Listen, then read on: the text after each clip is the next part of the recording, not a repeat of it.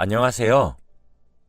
저는 올해 50을 바라보고 있는 여자이고, 혼자서 아들 하나를 키우고 있습니다. 몇 년 전 저는 남편과 주위 사람들의 배신 때문에 정상적인 생활을 전혀 하지 못하다가 5년이 지난 지금은 다시 평범한 일상으로 돌아왔고, 이렇게 사연을 보내봅니다. 저와 남편은 고등학교 동창이라서 성인이 되어서도 가끔 만나서 밥도 먹고 연락도 하면서 지내다가 30대 초반에 결혼을 하게 되었답니다. 시부모님은 결혼을 하자마자 아들을 낳아야 한다고 권유하셨고, 다행히도 저는 아들을 낳을 수 있었어요. 남편은 사업가인데 다행히 하고 있는 사업이 잘 돼서 저는 집에서 아이를 돌보면서 남편이 열어준 동네 작은 카페에서 취미 삼아 일을 하고 있어요. 아주 작은 카페라 단골 손님 말고는 없는데, 그래도 아이가 이제 고등학생이 되어서 혼자 집에 있으면 적적할 저를 위해 남편이 카페를 차려준 것이었죠. 처음에는 카페를 운영했지만 매일 가니까 너무 힘들었고 제 사생활이 전혀 없는 것 같아서 아르바이트생을 구해야 할 것 같더라고요. 제가 40살이 넘어서 카페 분위기가 많이 올드해요. 카페에는 차 종류가 많고 손님들은 어르신들이 많이 오셔서 아르바이트생이 어느 정도 나이가 있는 사람이면 좋겠다는 생각을 했어요.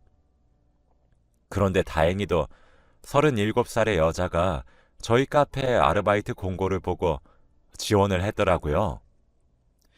면접을 보니 싹싹하고 카페 경력도 있고 결혼도 안 했어서 뽑지 않을 이유가 없었기에 바로 그날부터 인수인계하고 매장을 맡겼어요.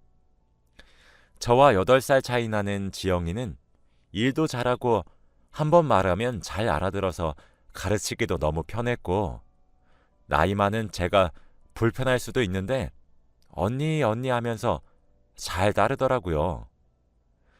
저는 가게에 나오지 않아도 되는 날에 나와서 지영이를 도와주기도 하고, 손님이 없을 때는 도란도란 이야기도 나누면서 친해지게 되었죠. 저는 지영이가 37살이 되어서도 남자친구도 없고 결혼도 하지 않았길래 왜 결혼을 안 했는지 물으니 이미 한 번 갔다 왔다고 하더군요. 남편의 가정폭력 때문에 이혼을 해서 그 트라우마로 남자도 못 만나고 결혼은 꿈도 못 꾼다고 합니다. 마냥 해맑아 보였던 지영이에게 그런 슬픈 사연을 들으니 너무 울적해지고 마음이 아파와서 그날은 지영이에게 술을 사주기로 했어요. 저는 나이가 있다 보니 술을 잘 먹지 않는데 그날은 지영이에게 술이 필요할 것 같아서 같이 먹으러 갔습니다. 저희 둘은 취기가 점점 올라왔고 마음속 깊은 곳에 있는 이야기까지 하게 되었죠. 지영이는 사업을 구상하고 있다고 하더라고요.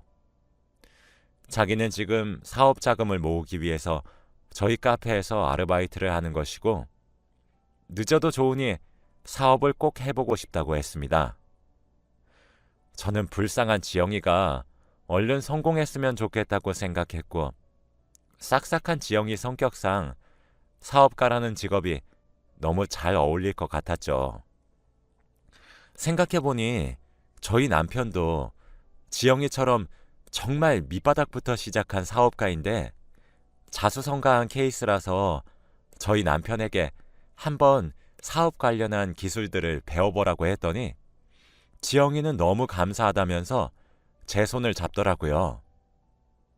그때 마침 술에 취한 저를 데리러 온 남편이 술집에 들어왔고 제 옆에 앉았습니다. 저는 남편에게 여보, 우리 지영이, 불쌍한 지영이 딱 한 번만 도와주라. 응? 내가 정말 아끼는 알바생인데 당신 옛날 모습이랑 너무 비슷해. 지영이도 사업을 하고 싶대. 응? 제발 딱 한 번만. 응? 이라고 하면서 지영이에게 사업 멘토가 되어달라고 부탁했어요. 남편은 자기도 좋다며 자기가 배운 사업 정보들을 지영이에게 전부 다 알려준다고 했죠. 그렇게 지영이는 카페 아르바이트가 끝나면 카페 문을 닫고 저희 집으로 와서 남편과 함께 사업 공부를 했고, 집에 올 수 없는 경우에는 둘이서 전화나 카톡을 하면서 사업에 대한 공부를 열심히 하더라고요. 남편은 자기도 오랜만에 공부를 해봐서 사업에 도움이 될 것 같다며 일석이조라고 했고, 지영이도 이런 정보들은 정말 어디서도 구하지 못하는데 너무 감사하다고 했습니다.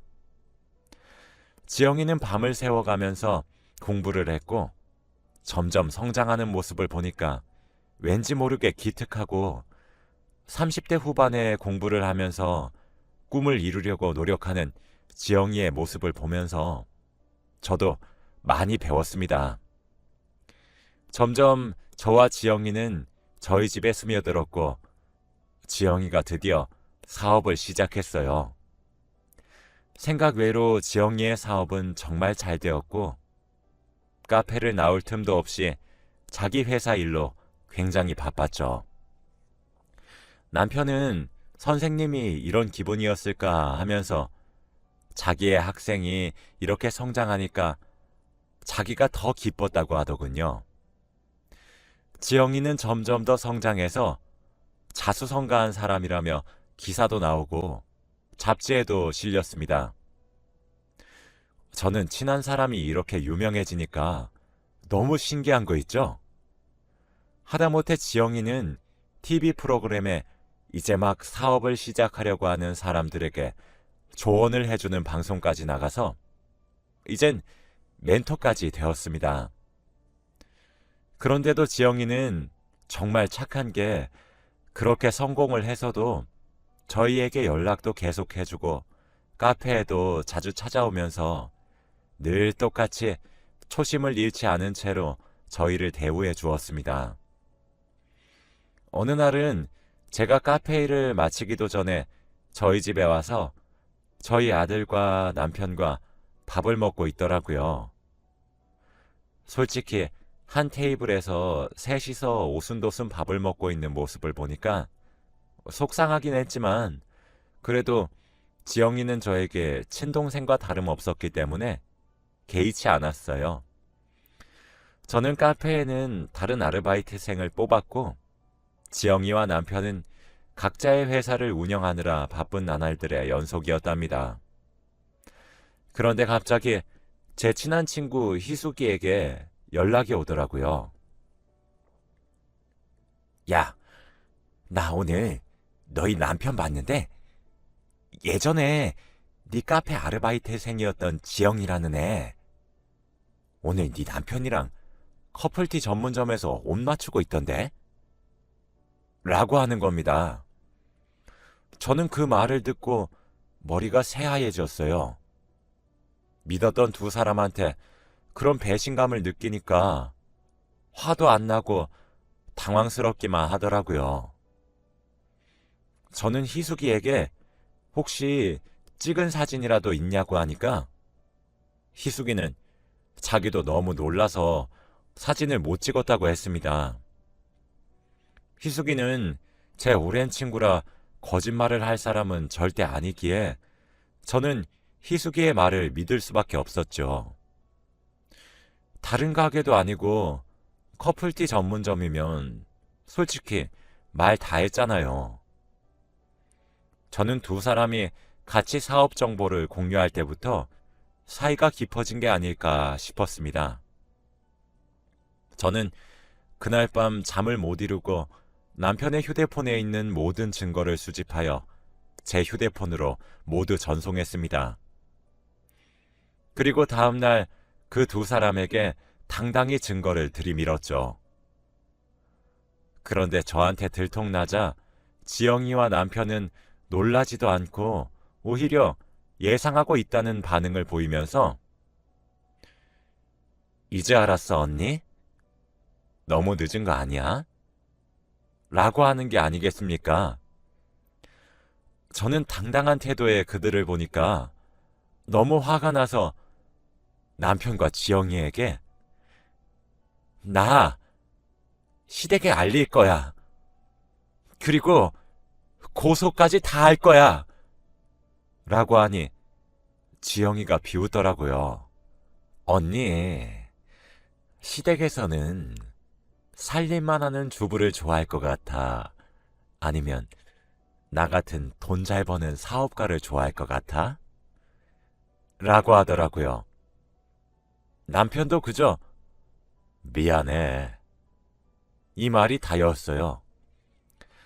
제가 생각해봐도 제가 아는 시댁은 당연히 지영이를 좋아할 것 같았기에 말문이 턱 막혔습니다.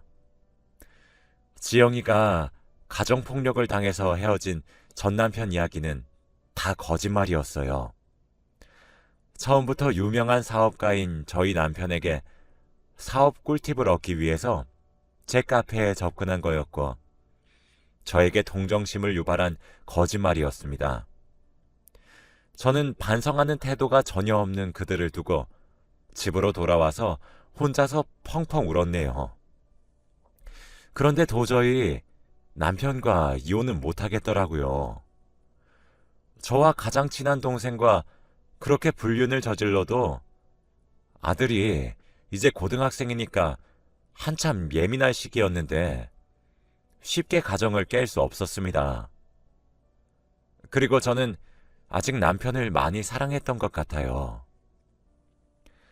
저는 희숙이에게 찾아가서 술을 마시면서 고민을 이야기했죠. 희숙이는 저에게 진심 어린 조언을 해주면서 남편 욕을 한 바가지로 해주었고 그날 저는 눈물 콧물 다 흘리면서 희숙이에게 안겨 내 이야기를 들어줘서 고맙다며 너 같은 친구 있어서 너무 행복하다는 말을 했습니다.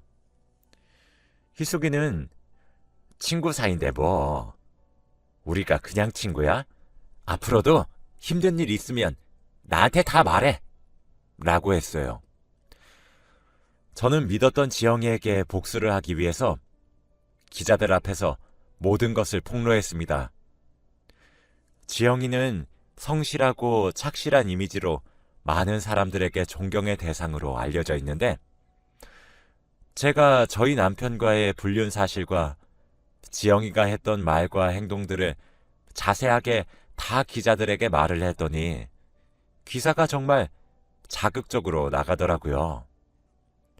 저는 한 언론사에게만 이야기했는데 그 기사 하나가 정말 널리 퍼져서 한순간에 지영이의 SNS는 악플로 가득해졌고 지영이의 이미지는 완전 망가졌죠.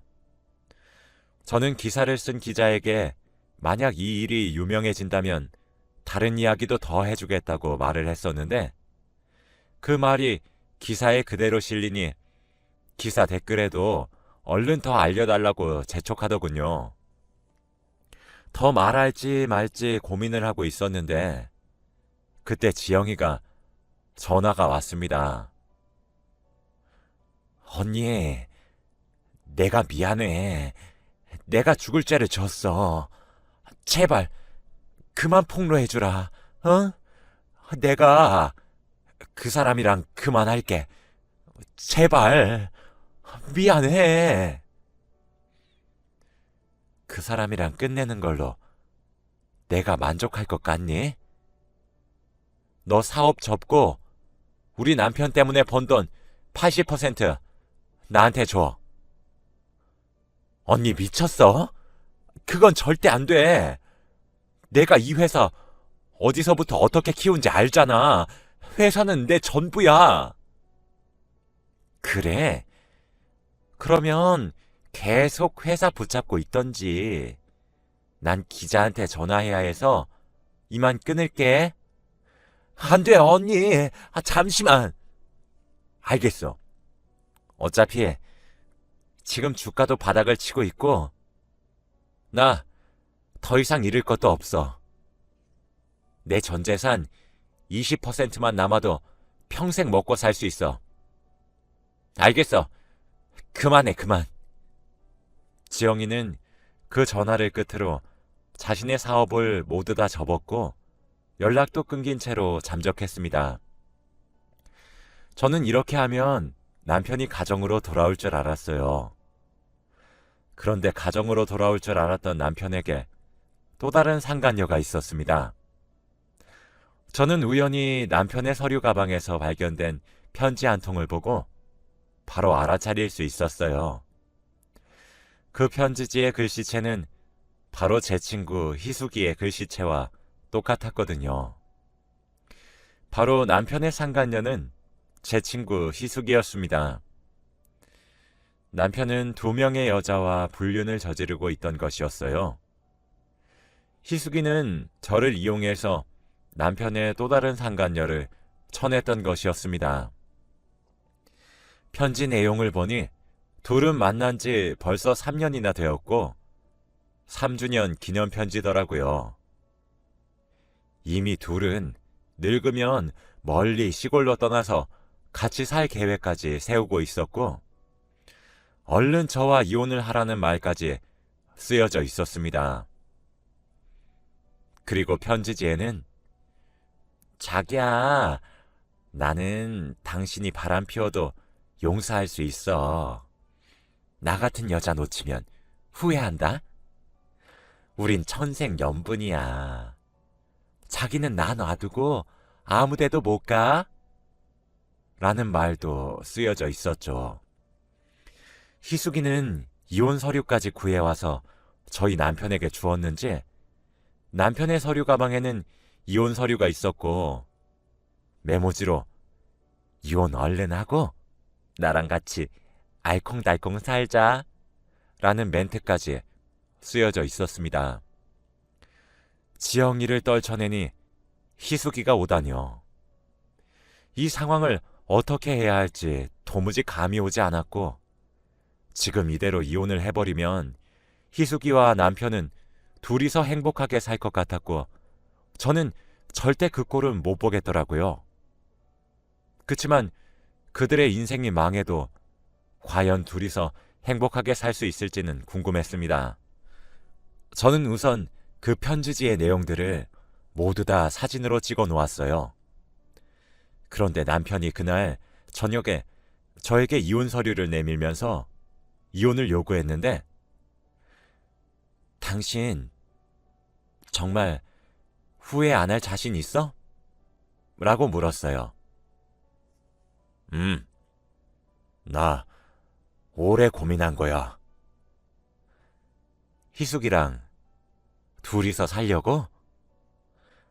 제가 알고 있는 걸 몰랐던 남편은 동공이 흔들렸고 약간 양심에 찔려하는 것 같더군요. 아니, 당신이 어떻게... 우리 카페 알바생으로도 모자라 나랑 제일 친한 친구랑 그런 짓을 해? 당신 아들한테 부끄럽지도 않니? 우리 아들한테는 제발 말하지 말아줘. 어? 제발 부탁할게. 라며 제 손을 부여잡길래 저는 그 손을 뿌리치고 나도 내가 어떻게 할지 몰라. 당신이랑 희숙이 내가 지옥 끝까지 찾아가서 복수할 거니까 하고 집에서 나온 후 다음날 이혼 서류를 남편 회사에 보냈습니다. 저는 남편도 지영이 때와 같이 기자들에게 모든 것을 폭로했어요. 물론 희숙이 관련된 일과 이때까지 남편이 사업을 하면서 저질렀던 모든 비리들도 같이요. 남편이 돈이 없어져도 희숙이가 과연 저희 남편을 좋아할지 궁금하더군요. 남편의 회사는 유명해서 그 기사는 지영이 때보다 더 빠른 속도로 널리 퍼져나갔고 아직 편지지의 내용은 알리지 않았습니다. 그때 희숙이에게 전화가 왔고 저는 전화를 받았어요. 희수가, 너 마침 전화 잘했다. 우리 남편이 지영이랑 바람났을 때 너한테 울고불고 이야기하면서 말할 때 너 참 무서웠겠다. 그치? 솔직히 좀 웃기더라. 근데 어쩔 수 없었어. 어차피 네 남편이랑 나랑 운명이야. 근데 이제 장난 좀 그만 치지. 네가 20살 어린애도 아니고 우리 40대야. 나이값 좀 해. 언제까지 그렇게 남의 도움으로 살아갈래? 기사 곧 내릴 거야. 너 고소할 거고 기자들 돈만 몇 푼 쥐어주면 입 싹 닫아. 나이값 못하는 건 너 아니니? 희수가, 나 아직 시작도 안 했어. 지금 반응 봤지? 나 기자들한테 네가 우리 남편한테 3주년 기념으로 쓴 편지 아직 안 보냈거든? 그거 보낼까? 야, 너, 너 그걸 네가 왜 네가 그걸 왜 들고 있어? 그거 기자들한테 보내기만 해봐. 저는 대답도 하지 않고 전화를 끊으니 기자들한테서 전화가 엄청나게 많이 왔고 저는 받지 않았습니다. 결국 남편과 이혼을 하고 아들과 함께 집을 나왔네요. 시간이 지나서 남편 회사의 주가를 보니 땅을 치고 있었고 많은 사람들한테 질타를 받고 있었습니다. 남편은 드디어 정신을 차린 건지 미안하다고 했지만 저는 절대 흔들리지 않았고 남편을 차단했어요. 남편은 물론이고 지영이와 믿었던 희숙이한테까지 배신을 당하니 정말 눈에 뵈는 게 없더라고요. 남편의 불행을 멀리서 지켜보니 조금 안타깝긴 했지만 저 몰래 2명의 여자와 그런 일을 벌인 죄값이라고 생각합니다. 희숙이는 당연히 남편의 회사가 망해가니 오히려 빚쟁이라며 헤어졌고 저한테 제발 상간녀 소송은 하지 말아달라고 연락을 해요. 저는 할 생각도 없습니다. 다신 그 애의 얼굴을 보기 싫거든요. 그런 아빠를 두는 것보다 혼자서 저희 아들을 키워나가는 것이 오히려 아들에게 도움이 될 것 같아서 절대 만나게 해주지 않으려고 합니다.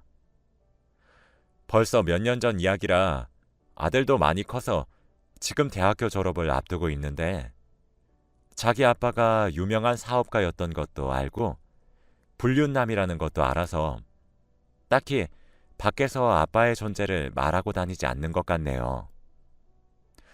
저도 주위 사람들에게 남편은 죽었다고 합니다. 그럼 다들 뒷말 없이 깔끔하거든요.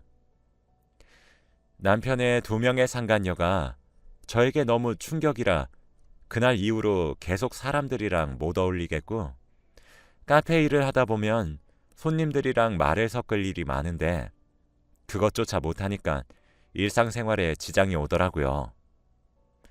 그리고 스트레스 때문에 머리카락도 너무 빠지고 가끔씩 꿈에 그 사람이 나와서 저를 괴롭힙니다. 저는 너무 힘들어서 결국 정신과 상담을 받으면서 아픔을 치유하고 있고 카페는 잠시 아들이 맡아서 해주고 있어요. 저는 몇 년이 지난 지금은 이렇게 여러분 앞에서 과거의 일을 이야기할 수 있을 정도로 병이 완치되었고 다시 카페를 운영하면서 행복하게 살려고 합니다. 제 이야기는 여기까지입니다. 모두들 사람 잘 보고 사귀시고 들어주셔서